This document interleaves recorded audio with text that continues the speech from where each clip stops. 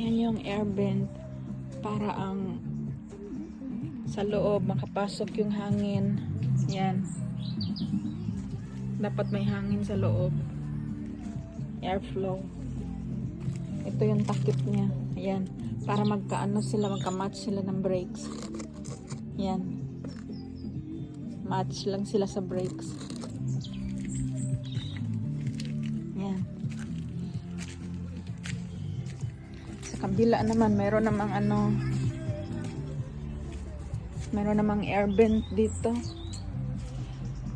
Yan. Meron ding air vent dyan, yung isa doon. So, dapat meron siyang air vent para hindi damp ang sa loob.